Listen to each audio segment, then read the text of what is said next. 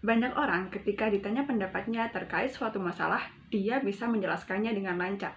Tapi tidak semua orang bisa memberikan pendapatnya dengan logis dan meyakinkan. Tidak semua orang juga bisa memberikan solusi yang tepat terkait masalah yang diberikan. Nah, kita bisa belajar untuk memberikan pendapat yang kuat, yang logis, dan memberikan solusi yang tepat dengan belajar teks eksposisi. Ya, teks eksposisi adalah teks yang akan kalian pelajari pada materi Bahasa Indonesia kelas 10. Baiklah, langsung aja yuk kita pelajari bareng-bareng.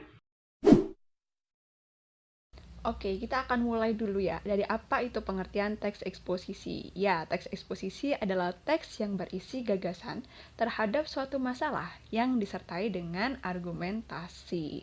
Oke, argumentasi itu apa sih? Ya, argumentasi itu adalah alasan logis ya, pendapat yang logis. Baik. Nah, tujuan dari teks eksposisi sendiri itu adalah untuk meyakinkan pembaca atau pendengar agar setuju dengan apa yang kita sampaikan dan mengikuti apa yang kita sarankan gitu. Oke, ciri-ciri teks eksposisi dia itu bersifat komunikatif, faktual, dan juga lugas. Kenapa teks eksposisi itu harus bersifat komunikatif? Karena agar orang yang mendengarkan atau orang yang membaca itu mudah menangkap apa yang kita maksud ya, apa yang kita sampaikan biar dia itu mudah. Akhirnya teks eksposisi itu harus disampaikan dengan bahasa yang komunikatif. Faktual berarti dia itu sesuai dengan fakta yang ada, tidak boleh mengada-ngada ya. Oke, lalu lugas ini berarti jelas, tidak boleh ada kata yang bermakna ganda. Oke, lanjut.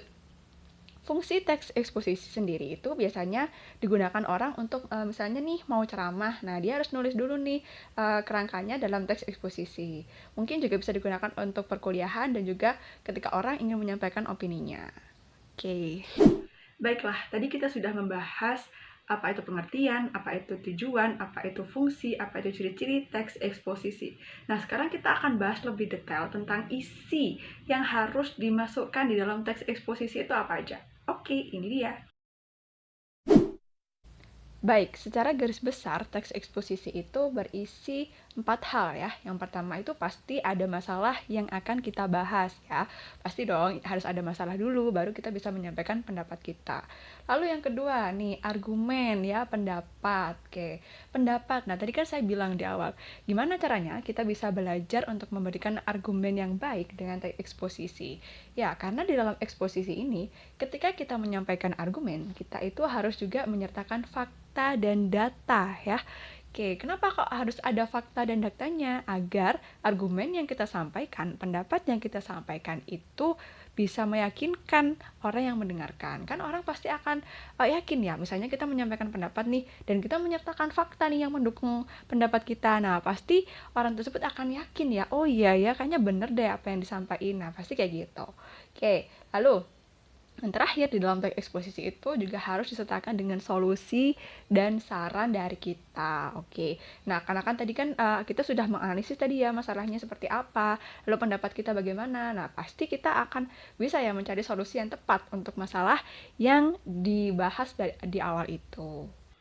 Nah, sekarang aku bakalan kasih contoh bagaimana cara kita menyelesaikan sebuah masalah dengan eksposisi. Ya, aku bakal kasih contoh gimana caranya ngasih sebuah argumen yang kuat dan bagaimana cara ngasih solusi atau saran yang kuat dalam sebuah eksposisi. Oke, baiklah, kita mulai dari sebuah masalah dulu. Aku punya masalah nih, masalahnya adalah bahasa Indonesia itu ternyata kurang bergengsi di bangsa Indonesia itu sendiri. Percaya nggak dengan masalah ini? Oke, aku bakalan kasih argumen pertama nih, yang menyatakan kalau bahasa Indonesia itu masih kurang bergengsi. Bahasa Indonesia kurang bergengsi karena masih banyaknya kesalahan berbahasa yang dilakukan oleh para siswa. Ya, saya sebagai guru bahasa Indonesia itu menemukan beberapa fakta ya, kalau memang masih banyak banget nih beberapa kesalahan-kesalahan penggunaan berbahasa oleh siswa. Contohnya, ketika menyebutkan nomor kehadiran, mereka itu lebih banyak menyebutkan dengan kata absensi ya. Padahal absensi itu kan artinya apa? Ketidakhadiran. Misalnya nih, Bu, saya hadir nomor absen 5. Loh, gimana? Kan nggak nyambung. Katanya hadir, tapi kenapa absen? Nah, kan harusnya absensi ini salah ya. Yang benar itu adalah presensi. Nah, ini hal kecil sih, tapi banyak yang melakukan kesalahan ini. Kesalahan lagi nih, contohnya penggunaan kata izin. Nah, Bu, saya mau izin ke kamar mandi. Nah, itu salah. Yang benar itu adalah kata izin ya. Oke, ini memang kecil ya, penggunaan kesalahan-kesalahan seperti itu kecil. Tapi karena mungkin nggak banyak orang yang ngerti ya, jadi kesalahannya itu terus-menerus dilakukan. Nah, karena sekarang kalian udah tahu kan ya, jadi mulai sekarang harus menggunakan presensi ya, jangan pakai absensi atau jangan pakai kata izin, tapi izin. Baik, sekarang lanjut argumen yang kedua. Kenapa bahasa Indonesia itu masih kurang bergengsi di negaranya sendiri? Masih banyak anak-anak remaja yang menggunakan bahasa gaul dalam kehidupan sehari-harinya. Ya, ternyata penggunaan bahasa gaul ini bisa mengurangi wibawa bahasa Indonesia itu sendiri. Mungkin bahasa gaul yang akhir-akhir ini sering kita jumpai itu adalah pencampur adukan antara bahasa Indonesia dengan bahasa Inggris. Ya, mungkin kita kadang nggak sadar gitu ya mencampurkan apa yang bahasa Indonesia dengan bahasa Inggris karena mungkin pengaruh lingkungan juga seperti itu. Nah, kalau terus-menerus kita lakukan, ini bisa bahaya ya. Ini bisa mengurangi wibawa bahasa Indonesia itu sendiri. Ya, you know lah what I mean. Ups. Baik, kita akan lanjut pada argumen yang ketiga. Kenapa bahasa Indonesia ini masih kurang bergengsi di bangsanya sendiri? Karena masih banyak orang-orang yang beranggapan bahwa bahasa Inggris itu lebih keren daripada bahasa Indonesia. Oke, aku kasih bukti ya ini. Dari kalangan perusahaan yang ada di Indonesia. Oke. Mungkin kalian pernah melihat ya info lowongan pekerjaan gitu. Dicari karyawan untuk mengisi posisi A.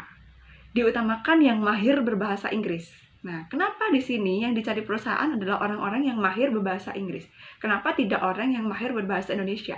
Karena ternyata menurut hasil survei, menurut hasil penelitian, sebanyak 55% perusahaan di Indonesia itu memang lebih memilih karyawan yang mahir berbahasa Inggris karena untuk menaikkan citra perusahaan di mata masyarakat dan di mata investor. Nah, dari tujuannya aja untuk menaikkan citra perusahaan. Nah, di sini kan berarti bahasa Inggris ini berarti bisa mengangkat gengsi perusahaan tersebut ya. Nah, di sini membuktikan bahwa ternyata kalau orang yang bisa berbahasa Inggris itu dianggap mahir ya oleh kalangan masyarakat yang ada di Indonesia, dianggap pinter gitu ya, kalau dia itu lebih mahir berbahasa Inggris. Nah, selain dari contoh perusahaan yang ada di Indonesia, ini dari contoh kalangan pebisnis juga nih, yang banyak ya kesalahan-kesalahan penggunaan bahasa Indonesia, atau mungkin mereka lebih memilih menggunakan merek mereka, toko mereka itu dengan menggunakan bahasa Inggris. Contohnya nih, toko roti lah, toko roti kebanyakan yang kita temui itu pasti apa-apa titik bakery, misalnya Kiki Bakery gitu ya. Nah, pasti kan yang akan kita temui kebanyakan di jalan-jalan itu pasti bakery. Kenapa tidak menggunakan toko roti Kiki? Nah, coba menurut kalian nih, kalau di telinga kalian ya, jujur aja, Kiki Bakery dengan toko roti Kiki, nah kira-kira lebih keren yang mana? Nah, kalau dilihat, kalau didengar ya, emang jujur aja lebih keren yang menggunakan Kiki Bakery ya, menggunakan bahasa Inggris ya. Contohnya lagi nih, misalnya sekarang banyak kan ya kayak barbershop gitu ya, siapa Tony barbershop gitu ya. Misalnya nih kita buat dengan bahasa Indonesia, Tony tukang cukur Tony. Nah, lebih keren yang mana nih? Nah, kalian aja ya, kalau misalnya menganggap ya kalau misalnya Tony tukang cukur itu lebih gak keren dibandingkan dengan Tony barbershop. Oke, nah di sini juga bisa menunjukkan ya kalau ternyata emang oh iya ya bahasa Indonesia itu emang kurang bergengsi. Buktinya orang-orang menganggap kalau sesuatu yang diberi nama dengan bahasa Inggris itu pasti akan lebih keren ya, lebih bercitra gitu.